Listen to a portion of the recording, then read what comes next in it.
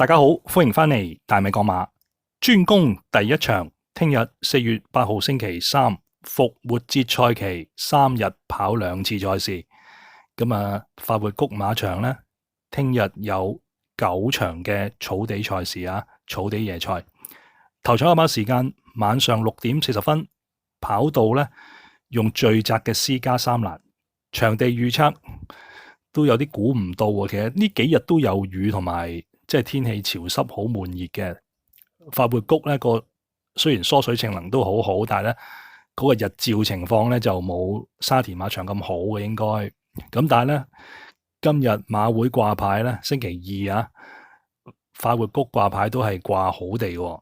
咁啊唔知聽日係咪都係繼續跑好地啦？但係咧近期天氣咧就時晴時雨，就好悶熱嘅，間唔中都有驟雨。咁啊，加埋咧 C+3 跑道，咁啊上一次賽事咧，其實都有一個直路上邊咧，尤其是有個場地偏差，中外碟係好晒嘅，埋邊咧就真係幾惡搞嘅，即係一入轉彎入直路，通常 C+3 欄就會西出嚟，咁埋邊係有位上，但啲騎師都唔揀埋邊上，因為埋邊場地冇咁好，中外檔場地好啲咧，咁啊即使喺埋邊上咧都追唔到啊！咁啊，形成咧擺前啲首位嘅賽區咧，即係除非係一個好快步速啦，如果唔係咧都幾有利嘅，尤其是中短途賽事啊，大家可以留意下，聽晚係咪都係咁嘅情況？跑道形勢都真係幾難估計噶啦。咁啊，琴日星期一嘅復活節賽期沙田賽事咧，其實都係好利埋欄1、2碟嘅，尤其是去到稍後場次咧，係中檔。同埋埋邊嘅啲檔位擺前跑咧係非常之着數嘅。琴日嘅賽事係咁啊，田草。咁至於聽晚谷草係咩情況咧？如果真係大家穩陣啲咧，都係睇睇嗰個場地形勢。如果真係唔夾自己，即係之前度嗰啲心水咧，就即係不妨都可以唔買嘅。我覺得，因為有陣時候你受風唔順起上嚟咧，就真係頭頭碰着黑都未定嘅。所以咧，大家都可以。即係如果可以的話，忍手就忍手，或者將個注碼收細啲啊！即係如果真係萬一發現手風唔順，就唔好夾硬去追。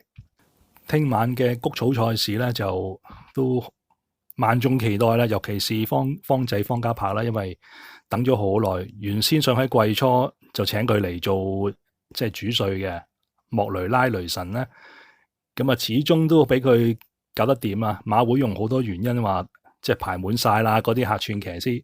但係嗰啲潘大衛嗰啲一早趕佢走啦，係咪先？咁啊，依家先至批方仔揾莫雷拉過嚟啊，去到挨近季尾，仲有3個月嘅時間。咁啊，依家咧就練馬師龍虎榜俾廖康明甩開咗4場噶啦，因為琴日星期一咧，廖康明又贏咗2場。如果唔係隻幸運奇兵唔好彩啊，真係喺直路上邊即係贏緊嘅。咁啊〜唔知點解踩到個窿，可能咁啊斷腳，人道毀滅。咁如果唔係咧，就再甩開多一場嘅。咁一爭4場個方仔，可唔可以喺餘下即係仲有20零30次賽事後來居上咧？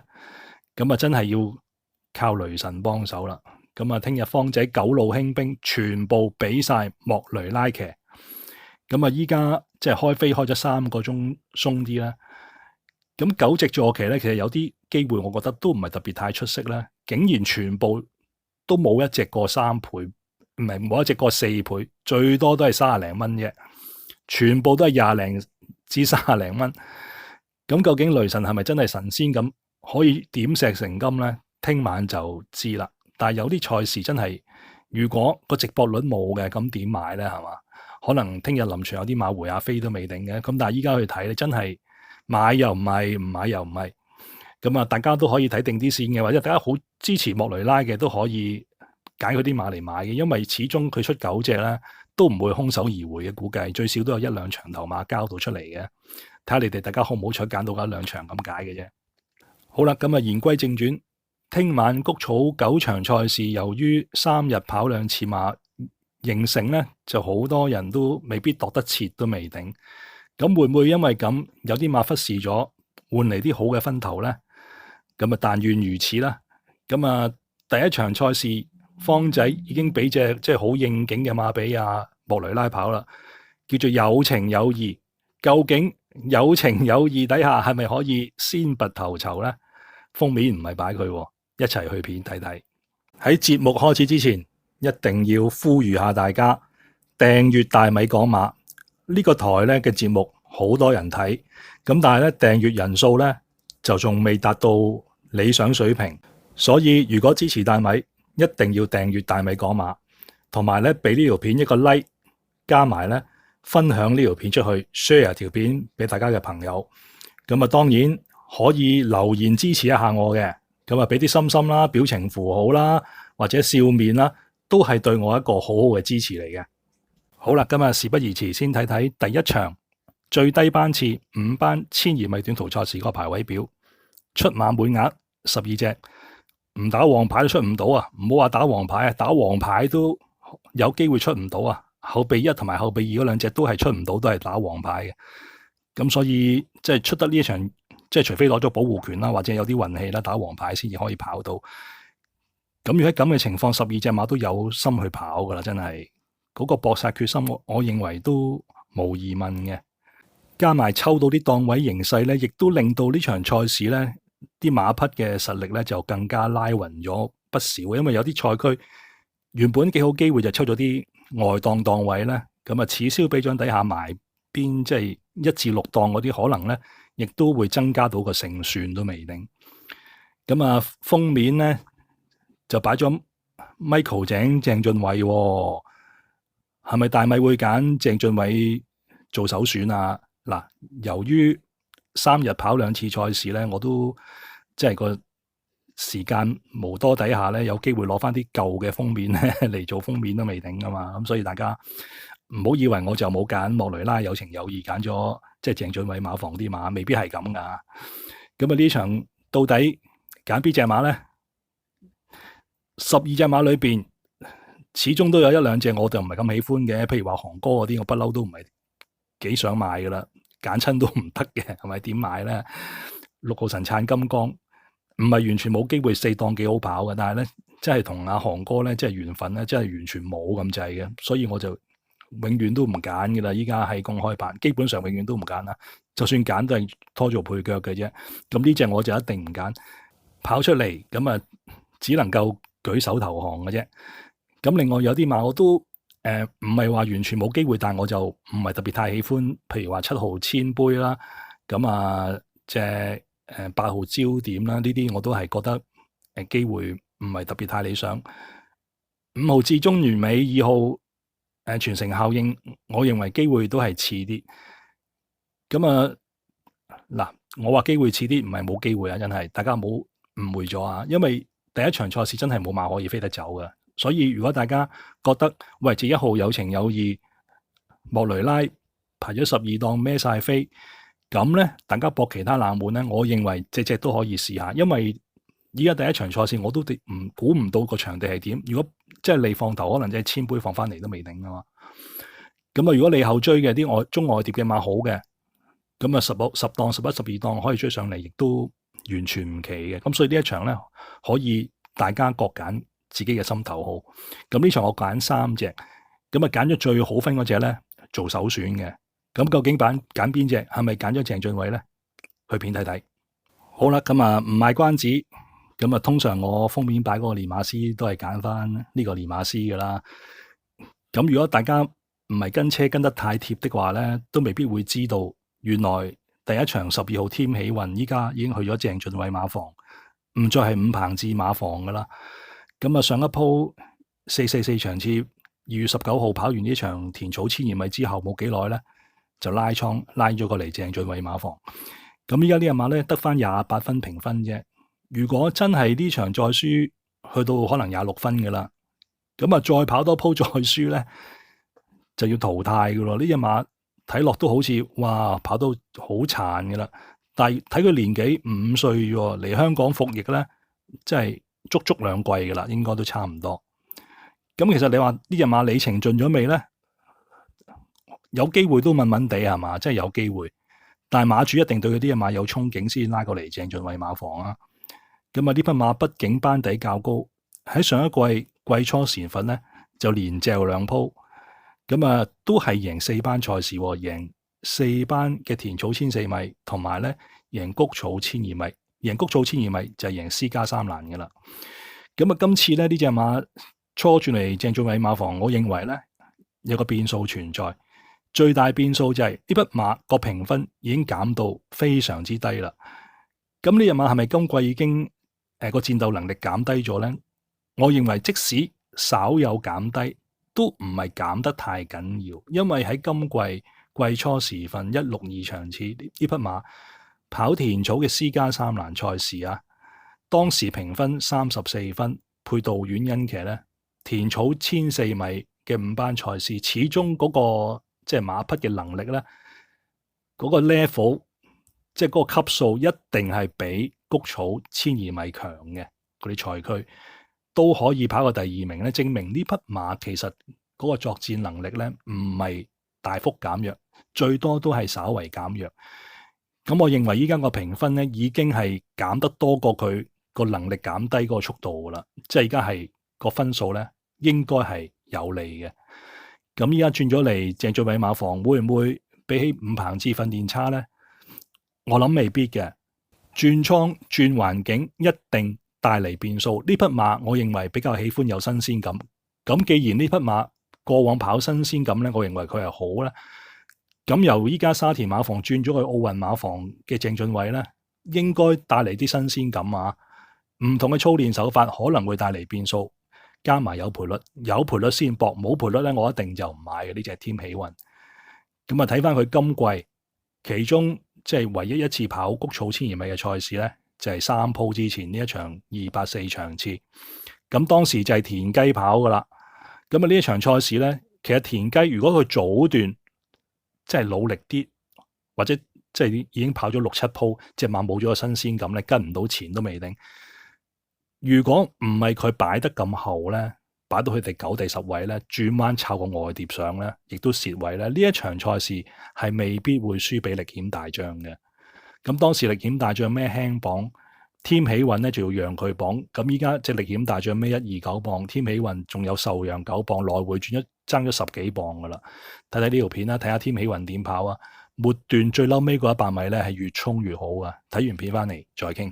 第3位內欄就係木火龍區外邊嘅機械騎士第4啊，一路向外邊快馬加鞭啦。內欄藍白衫有力險大將，中間言心正啊，後啲嘅馬內欄尾5入直路有心意，中間添喜運，外邊藍眼罩尾3前衛火影，後邊一對快樂寶寶自醒大將嚟嘅。好啦，正在直路啦，列寶勤呢就拋離咗個零身位到啦，外邊天火同德就唔多啦，反而中間呢力險大將就喳喳聲追上嚟，偷入邊追仲嘅有心意啊，外邊位置嘅馬匹呢先到機械騎士啊，最後百零米力險大將響中檔透出到穩勝呢場賽事，跑第2名係呢隻列寶勤啊，第3名快樂寶寶，第4名。好啦，咁啊睇完片翻嚟啦。咁當時添喜運咧喺伍鵬志馬房呢一場賽事啊，284場次孭129磅。咁聽晚咧呢匹馬孭個120磅最輕磅啊，全場排6檔中檔，6檔中檔我認為係好檔位嚟嘅。咁加埋呢匹馬，由於就係拉咗倉之後。咁啊，都唞咗個半月再出咧，有啲新鮮感底下咧，我預期呢隻馬唔會擺到去第9、第10位咁後啊，應該可以擺到喺啲中間偏前位，第4、第5位，擺個2碟最好啊。咁咧就係食糊位啦。咁呢隻馬就轉倉有冇停過功夫咧？佢喺2月尾轉倉嘅，從化轉去鄭俊偉從化馬房嘅，應該就係嗰度咧就唞咗5日左右嘅，咁啊轉咗倉之後啲功夫咧，鄭俊偉都唔錫住佢嘅，都好多拍跳功夫，同埋都有試過閘，仲係田雞上去幫佢試嘅。3月27號試咗場1000米直路閘啊，喺從化，咁試翻嚟咧，俾大家見到，咦，麻麻地喎，咁我認為咁就啱啦。如果個試閘試得好好咧，咁大家一定好留意。咁但係個試閘好似俾人見到唔係特別太好喎，咁。我認為都唔係差㗎呢個試閘，咁啊都有俾到反應隻馬。咁試翻嚟之後，再喺重貨拍多貨咧，先至翻嚟香港嘅奧運馬房啊。咁啊呢匹馬咧，如果唔係大家見到佢試閘唔係咁靚，係嘛？咁啊依家就唔會夾硬有28倍 win 6倍位置嘅冇分啦，係咪先？睇翻佢往績，始終同場第一場裏邊有幾多馬有谷草千二米贏馬賽績啫，即係兩三隻手指都數得晒啦。咁啊，添喜運係其中一隻係贏馬，仲係贏4班賽績，咁轉咗倉帶嚟變數。今次咧馬不配備，唔綁脷，係佢之前喺上一季季初贏馬時候咧係只戴眼罩唔綁脷嘅啫。咁啊，佢用翻即係減咗呢個配備咧，我認為鄭俊偉咧都係有諗過有度過，咁啊用翻佢贏馬配備去試一試。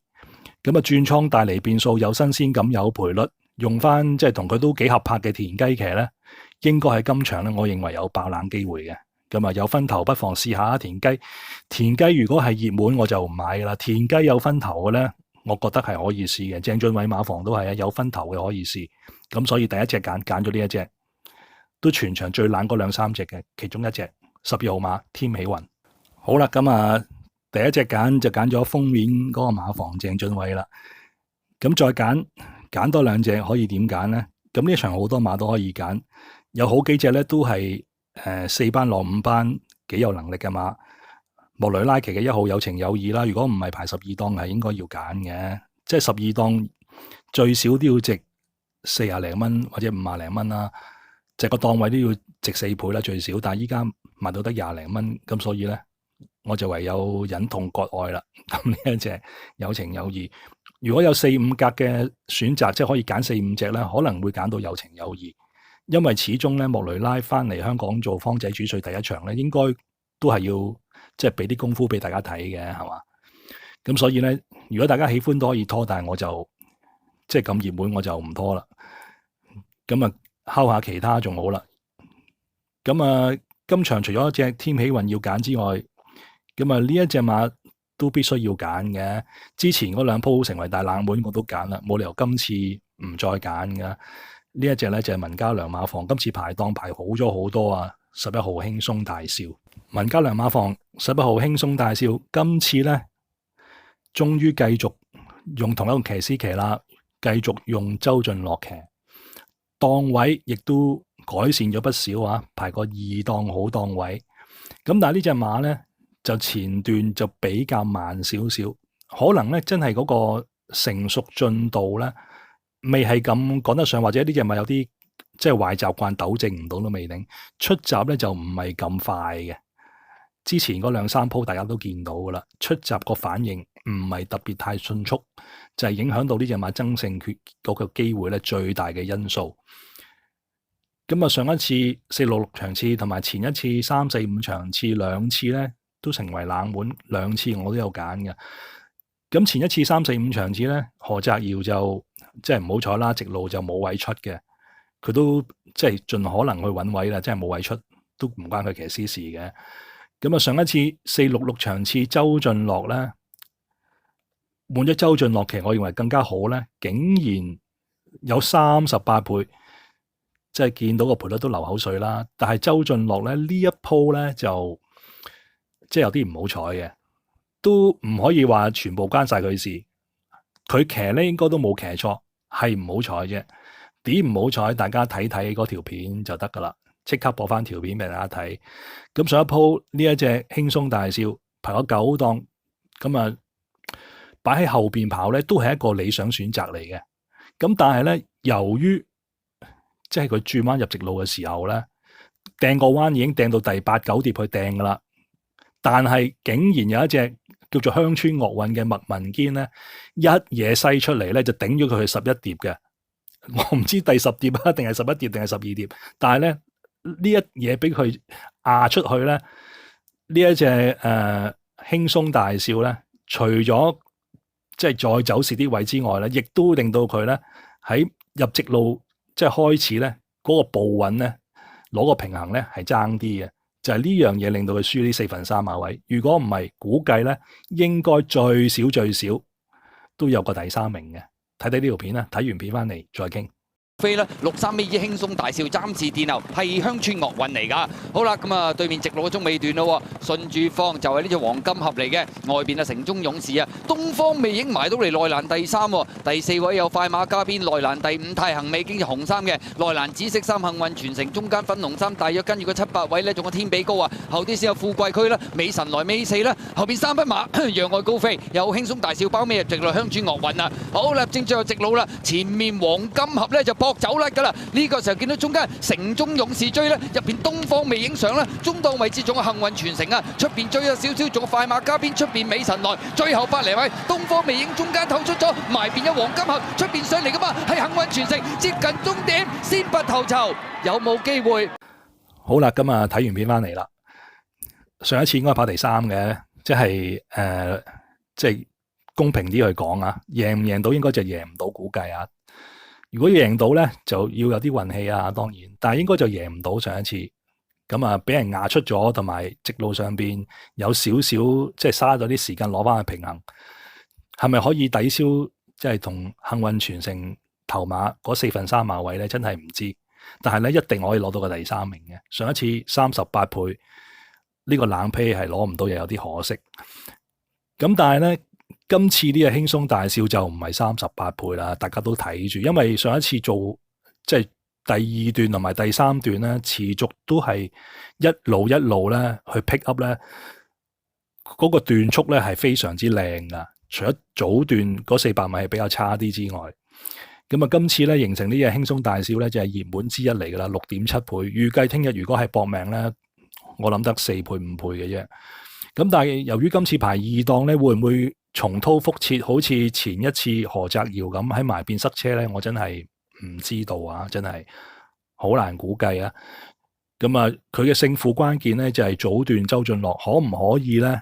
因為呢隻馬都隔咗成個半月嚟跑咧，有啲新鮮感咧，擺前2格，唔好擺到去第11位，可以擺到喺啲7、8位咧。今場個勝即係嗰個勝出嗰個機會咧就會大大提高。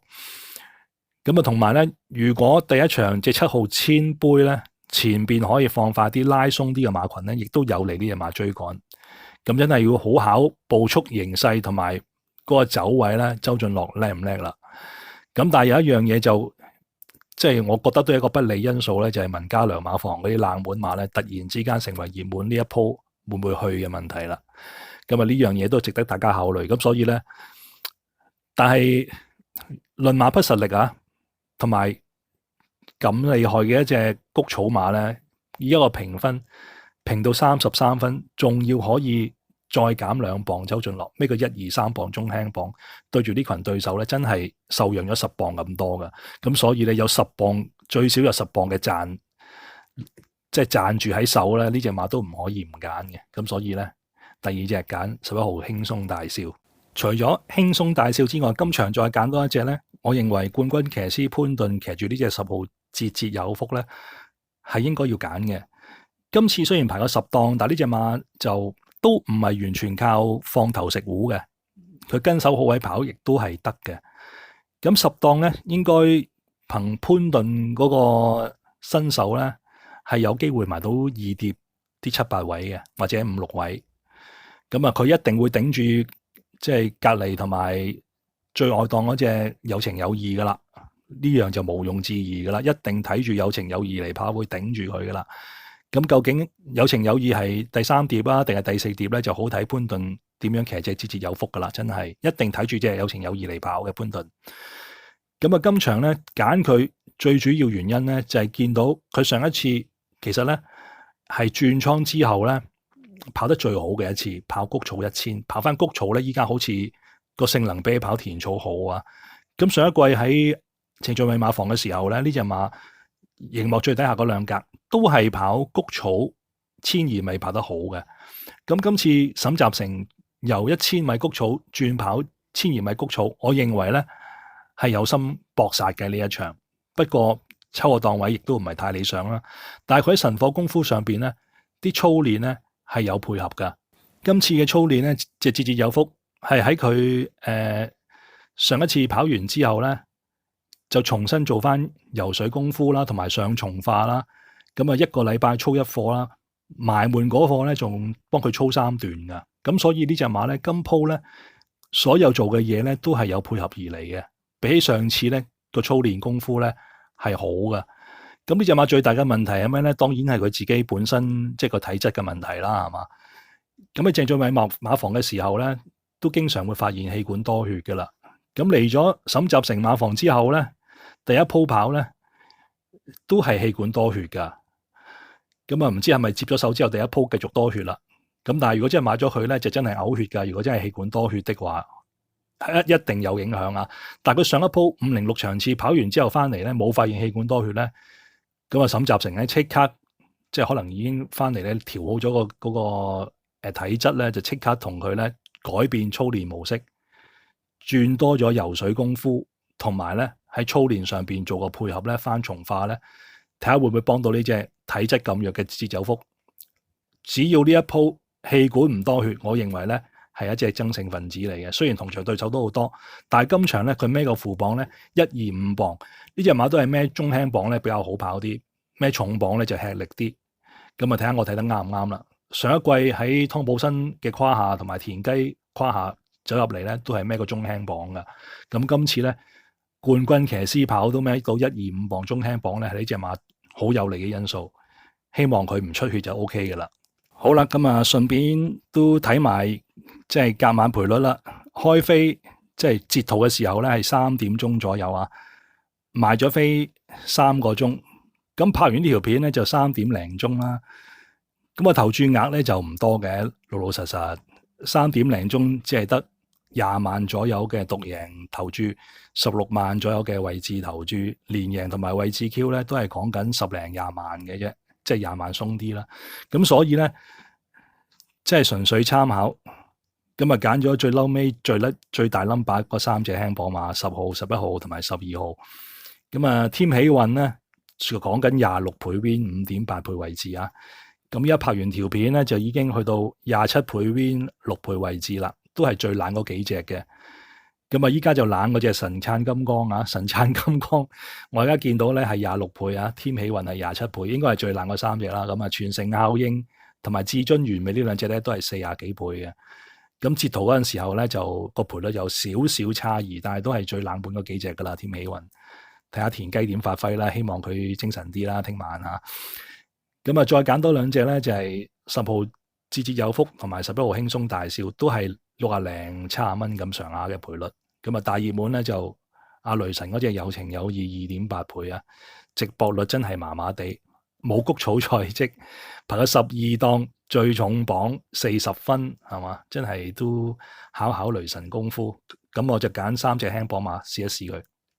好啦，咁啊跟手睇埋心水表啦。今期咧就揀10號、11號同埋12號。咁啊，我都係比較喜歡揀冷門嗰隻行頭嘅。12號添喜運，不妨有分頭咧，小試 win pay 啊。咁啊，另外揀多兩隻咧，就係11號輕鬆大笑同埋節節有福。咁啊，如果大家慳住馬嘅，咁啊自己揀兩隻喜歡嘅10、11、12，自己揀兩隻買條單棍啦嚇。各取所需，但係如果大家即係手頭鬆動啲，都想試下隻冷門，因為如果添喜運走入嚟咧，依一隔晚啲 Q 咧全部過百倍啊，咁啊可以12行頭或者買鐵三角10、11、12都可以。好啦，咁啊最後做個簡單嘅總結，專攻第一場搏飲頭啖湯，咁啊搏飲頭啖湯，咁梗係要搏啲冷冷地嘅啦，係嘛？咁啊希望有隻冷門嘅頭啖湯飲到出嚟咧。轉倉即刻贏馬都省招牌，真係飲頭啖湯噶嘛！希望阿 Michael 鄭俊偉做得到啦。咁啊，聽晚咧都係睇莫雷拉點表演噶啦。至於佢表現好定係表現差，咁啊全場俾人噓定係即係鼓掌聲、掌聲雷動咧喺快活谷，聽晚自有分曉，都幾好睇應該。祝願大家聽晚都贏多啲，下一次再會，拜拜。呢條片咧係想向大家介紹一下2024至25新馬季大米港馬會員計劃嘅詳情。大米港馬嘅會員計劃一向秉承住純粹支持、隨緣落座呢個原則。如果大家經濟能力唔許可嘅，就唔需要加入成為會員。大米港馬幾個頻道咧都有不同類型嘅免費節目提供俾大家嘅。只需要訂閱本頻道，睇下啲片嘅廣告同埋留言支持呢，已經係對我好好嘅支持嚟㗎啦。咁但係如果大家真係能力許可的話，有經濟能力嘅就不妨支持一下大米，加入會員計劃。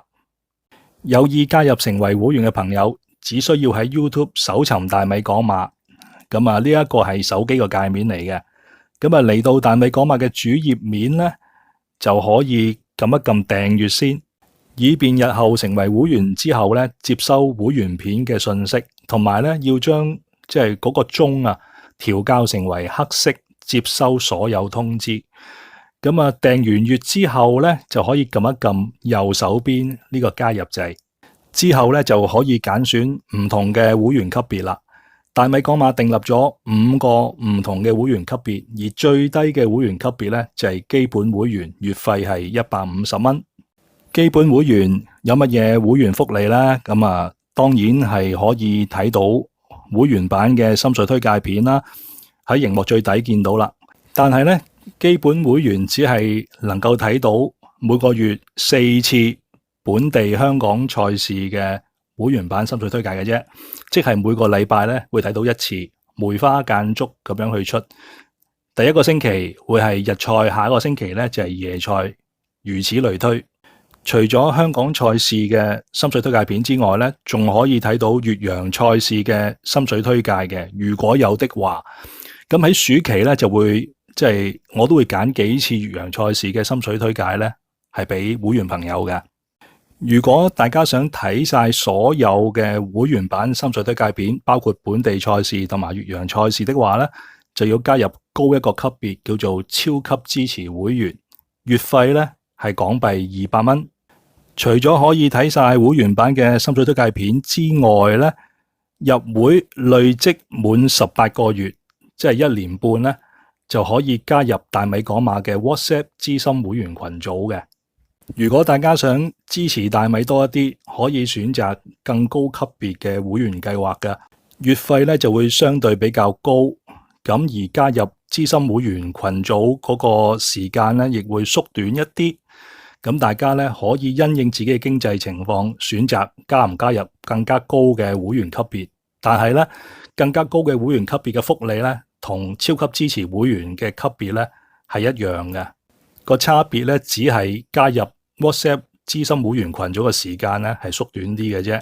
如果大家選擇啱自己合適嘅會員級別咧，撳個加入掣去支付咧就 OK 噶啦。喺 YouTube 完成咗支付程序，正式成為會員之後咧，不妨喺大米講馬任何一條片留言，咁咧喺呢個名嘅前邊咧就會有一個會員徽章嘅。會員徽章咧係會按你嘅年資咧慢慢遞升嘅。如果初入會咧就係左上角最頂嗰個紅色底嘅冰冰符號嘅。當然大家最關心嘅就係會員片幾時會播啊？我就定咗個播出時間嘅，就係賽事日之前一晚11點半鐘，日馬同埋夜馬都係一樣噶啦。而 YouTube 喺我上傳咗會員片之後咧，亦都會即時通知各位會員去睇片嘅。所以大家謹記要訂閱大米講馬，同埋咧接收所有通知，確保係收到通知咧去睇會員片。咁如果大家收唔到通知，按翻呢個時間嚟到主頁面咧，都可以喺主頁面咧有一欄係會員片嘅，咁你撳入去睇都得噶啦。最後大米再一次感謝大家一直以嚟對大米講馬會員計劃嘅支持，希望大家都能夠踴躍支持，成為會員嘅一份子。喺會員片咧再見到大家，亦都祝願大家嚟緊嘅新馬季咧可以場場勝利，收穫一個豐盛嘅馬季。我哋會員片再見啦，拜拜。